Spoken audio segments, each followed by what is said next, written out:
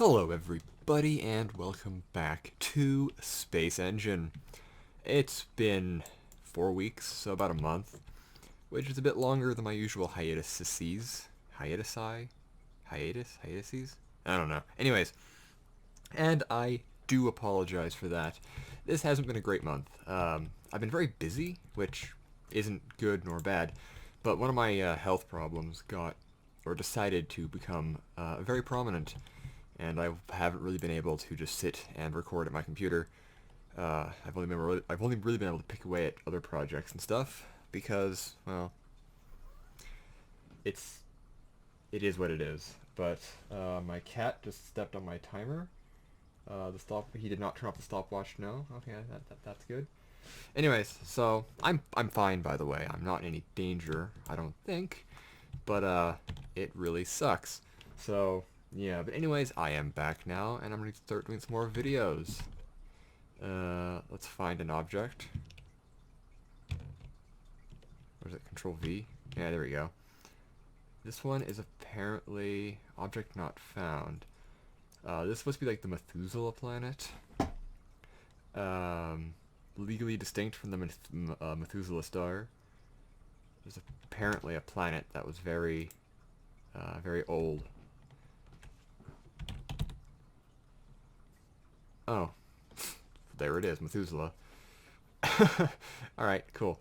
Go to there. Yeah, apparently it's just very old. And, where the hell are we? We're in a cluster of some kind. Oh, wow, that is so uncomfortable. Right. Does it actually have the age? Oh, it does.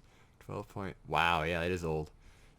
It's like a billion years younger than the universe. Yeah. I've actually have gotten a fair bit done. I finished up one of my model kits. I made the Pioneer Venus multi-probe, which is now currently for sale on my shop. And I'm also just finishing up a larger model of the Gemini Mole MOL, Manned Orbiting Laboratory, which should be up for sale very soon. So that's fun.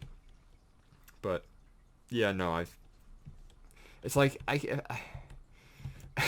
when when I'm working on modeling stuff, I'm usually like, lying sideways in my chair, so I can get away with feeling like crap and still working. But when I record, I have to sit up, which is a pain in the ass sometimes. Uh, but yeah, so where exactly are we in relation to the galaxy? Okay, we're just in a cluster. I should say it's one of two, because I actually have two, like, ongoing health issues. One of them's the vertigo that I've mentioned every now and then. That just makes locomotion a real pain sometimes, but I'm figuring that one out, I think. And the other one is, like, just this horrific, chronic, nonstop nausea that keeps happening. And, it basically makes everything painful. It makes food painful, it makes existing painful. And I have no idea what the deal is, so that's something. Although we're fairly certain it actually is something now, after years and years of being told, oh, it's just my anxiety. And now they're like, okay, maybe it's not your anxiety. And it's like, you think? But no, I'll figure it out. I actually have some suspicions. It might have something to do with iron intake. Because I cook the same food, like, every day. And I use a cast iron skillet every day. And I didn't realize that cooking in cast iron does impart iron into your food. Now, I don't know how much it does. Some say it's small amounts, some say it's larger amounts, some say it depends on what you cook in it. But the male body does not rapidly eliminate iron. Like, it's very easy for males, or I should say, people who are biologically how to describe it, because it isn't just men actually. Um, it's also women who went through menopause. It's basically anybody who does not like have a regular menstrual cycle can easily suffer from iron issues because the human body does not really eliminate it naturally very fast. So the only way to really eliminate it quickly is to bleed yourself. And I didn't really know that cast iron does that, and apparently chronic iron toxicity can actually cause damage to your GI tract, and it's like, oh, that would explain quite a bit. So I'm actually gonna go get that tested, but who knows? Who knows? It'd be funny if it turned out that I was being poisoned by my cast iron skillet. I mean, it would suck, but that's at least a fairly easy thing to fix. Does this exist? It does not. Okay. LC 101. Does this exist? It does not. Does this exist? It does not. Why wouldn't it exist? Lidl? Alright, M51. What did I write there? Oh, M51 ULS 1. There we go. Yes. Not be able to read my own handwriting. Wonderful. Black binary. Or black hole binary. Cool. Ooh. Actually, although one kind of cool thing was last week I had an upper GI barium x-ray. So that'll rule out things like a hiatal hernia or whatever, which could also be responsible for this and would make a lot of sense. So, but I doubt it'll find anything. They never do. So I'm interested to hear back on that. I haven't heard back yet, so I'm assuming I'm not dying. I mean, no news is good news when it comes to medical stuff, so. But that test sucks. Like, you have to, like, not eat for 12 hours, which for a normal human being isn't that big of a deal. You know, it's kind of shitty, but whatever. But I'm anorexic, like, physically very much so. So I have no reserves. So not being able to eat for longer than, like, 5 hours causes dreadful, like, just horribleness. And so that was uncomfortable by itself. And then, you know, you show up and they give you these like these sodium bicarbonate granules that they then mix with water, and you have to like take it like a shot. And that's pretty bad too, because it tastes kind of like Sprite, but like 5 times as fizzy. And you aren't allowed to burp because the whole point of it is it's supposed to like expand everything out. So you're sitting there uncomfortable after basically shotgunning a Sprite shot, and then you know you go into the room and they hand you the barium slurry, and the first thing you notice in this paper cup is that it's heavy. Like they hand it to you and you're like, oh, this is nice. Like it's so dense, and it's so not good. And they were actually doing like fluoroscopy with me, which is like they take multiple X-rays and make a video of it, which I didn't realize they would be doing. And I was like, all right, so what is my my current radiation exposure at? I know it's very low level because with X-rays they do that, but I still get uncomfortable with large amounts of radiation, especially on my torso, because when it comes to radiation exposure, getting hit like in your arms, your legs, and your head, generally not that bad in terms of radiation damage, but it's like cells that quickly reproduce. So like, you know, your reproductive cells and the lining of your GI tract, which, you know, they differentiate and have to divide all the time to replenish themselves. So getting radiation exposure to your torso is never a good thing. So that made me uncomfortable. But anyways, so they give you this barium slurry, and it tastes like strawberries. And by strawberries, I mean it tastes like somebody vaguely described strawberries to somebody else.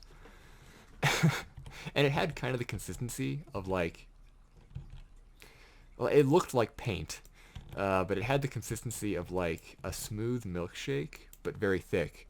So think like soft serve ice cream that's a little bit watery. It was basically that, only it was heavy because again, it's barium sulfide. It's metal essentially, and it had kind of a chalky thing to it. So they're like, yeah, just to swallow that, and that's hard to do because again, you're drinking this like paint textured, chalky, just horribleness. And they take pictures and they have to roll you around on the little bed, and that just sucks. I was just in such a bad mood the entire time. I didn't feel well, and I also do not like eating or drinking things because that I especially don't know how they're gonna respond to me because I everything hurts me, so I'm very paranoid about that. So I was having a very bad time, and then they're like, all right, go and sit over there, and we'll let you know if we need to take more pictures. And I'm like, yeah, okay. And then what? 15 minutes later, they're like, all right, you can leave now. And I didn't even like stop to check in at the counter. I just tossed the scrubs they gave me into a bucket, and then just left. I was like, yeah, I'm done. I am done. So, it kind of sucked, but whatever. I should get some answers, or at least rule some stuff out with that. So, in hindsight, it was cool because I always liked diagnostics tests, but during it was not a fun time. I would have had much better ways, or much I could have thought of much better ways to spend my Friday or my Saturday morning, personally. So that was just terrible. But it could have been worse, and I'm probably gonna have to take or do much worse in terms of diagnostics down the road. So I just need to deal with it. But it is what it is. I can confirm that I do not have cancer, though, because if I did, it would have gotten me a long time ago, because these are long-standing problems. Like, I'm talking like 10 years of complaining about these issues, and now they've gotten progressively worse. People take me seriously, so it's like, if it was anything, like, life-threatening, it probably would have got me by now. So it's probably just something stupid and structural. Like how my vertigo is it's either like my vertigo is either Meniere's disease, like fluid buildup in the ear, or it's just a structural defect in my like vestibular system, which both of those would suck, but they're harmless. It's just irritating. Oh, the moon has life. Let's go there. Uh, Beyond that, what's going on? Like now that I've caught up on why I've been gone. Um, what's been going on in the world of science and space and whatnot? Well, I think a lot's gone on, but I don't know what to talk about. Polaris Dawn, that SpaceX operated mission by what's his name. That's happening eventually. That's kind of cool. The Rosalind Franklin Mars rover might be launching, but I'm unsure how that's gonna pan out. Because some people have said that maybe ESA should cancel the launch because it's me taking a Russian rocket, and with current events, they think maybe it might be best to remove their like business from Russia and not pay them for the rocket or like get a, that kind of thing. I personally don't think they're gonna cancel it because politics or not, that mission's been in the planning phase for a long time. So it's probably going to be launching from Russia on schedule. Um, we will see, unless they decide to launch it, out of like French Guiana with Arianespace, but we'll see. Why isn't Arianespace launching it? That's my question. I mean, I guess it's a joint mission between the ESA and Roscosmos, so I guess it makes sense that Russia launches it, but I don't know. We will see. I hope it does launch. I don't know. I don't care how. I just want it to launch and succeed because Mars rovers are always cool. China's building their space station. That's kind of fun. Lockheed Martin is looking like they're going to build the Earth return vehicle and the Mars ascent, or at least the Mars ascent vehicle for the sample return mission that's in the works. That's kind of cool.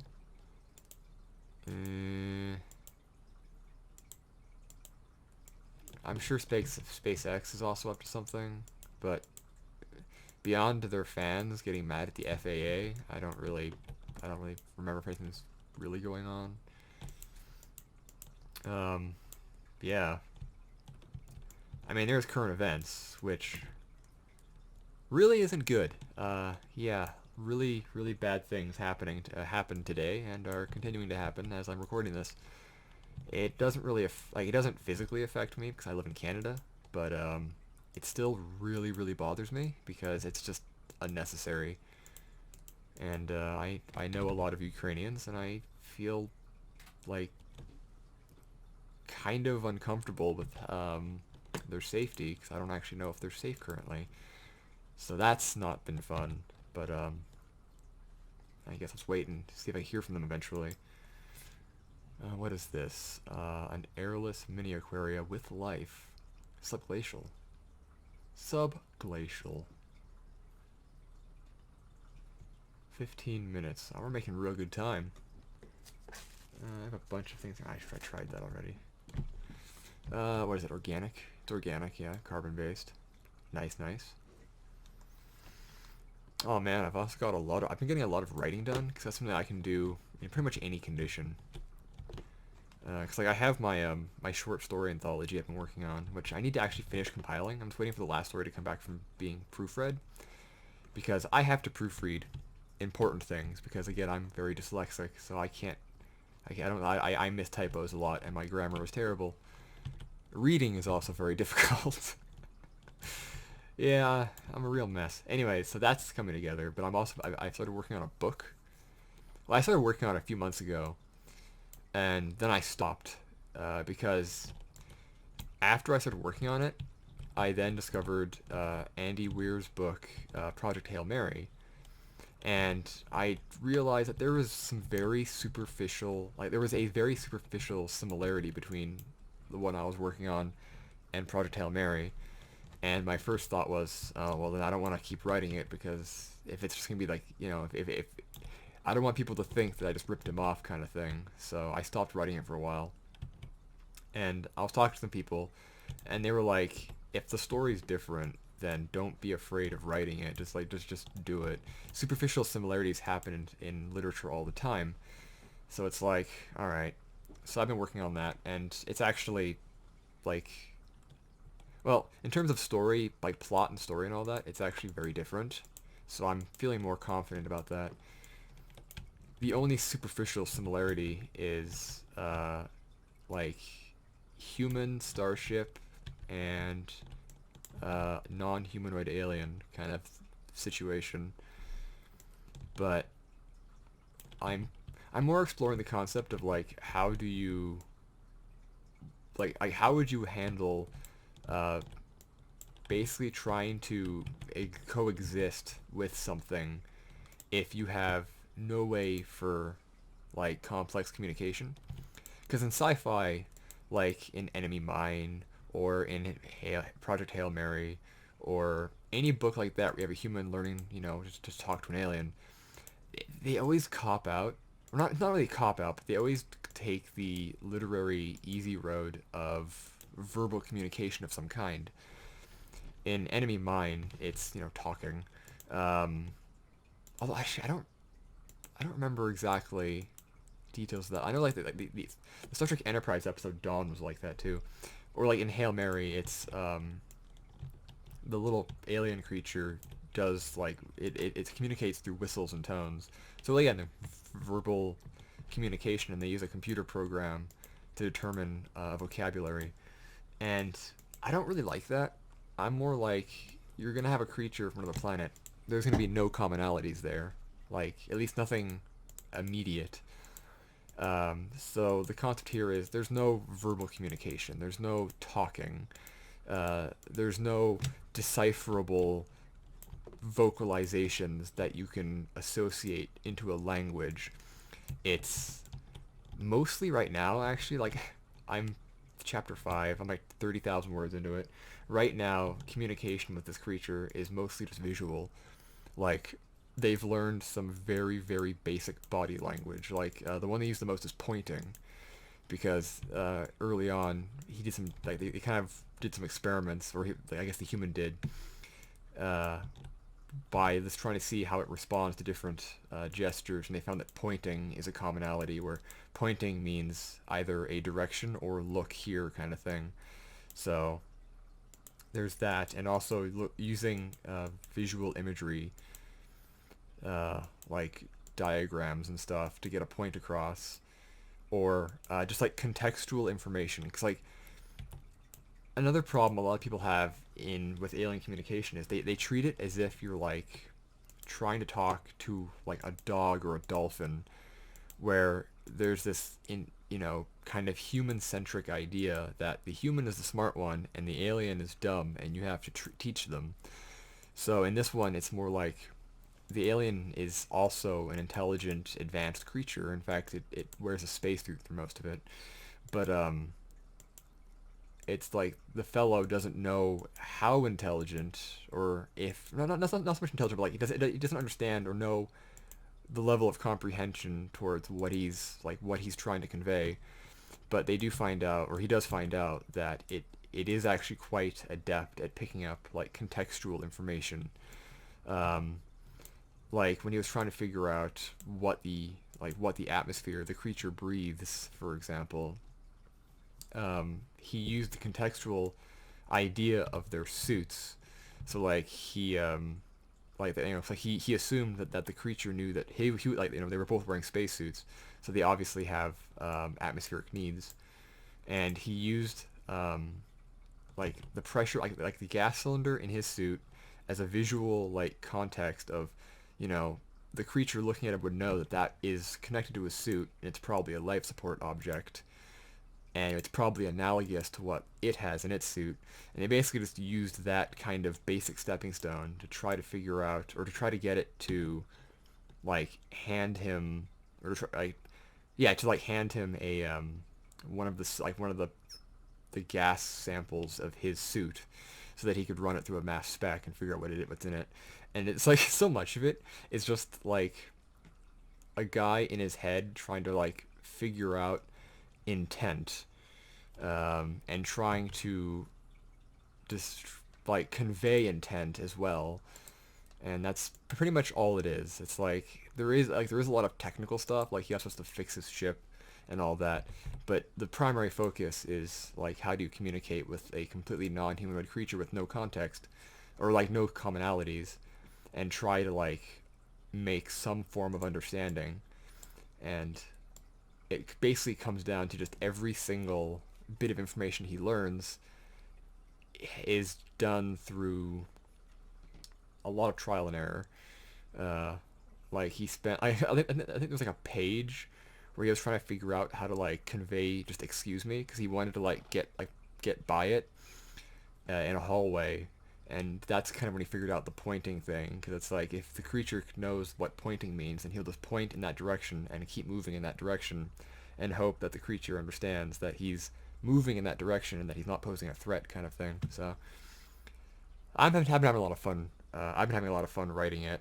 Um, I've been doing 1,000 words a day minimum, but usually more than that. So, anyways, that's 23 minutes. So I think I will let you guys go for now. If you want me to go to places, let me know. If you want me to talk about topics, do so. I enjoy talking about my writing. I don't do that very often, so if you want to hear more of that, let me know. But again, you don't have to. So thank you all for watching. I hope you enjoyed, and space.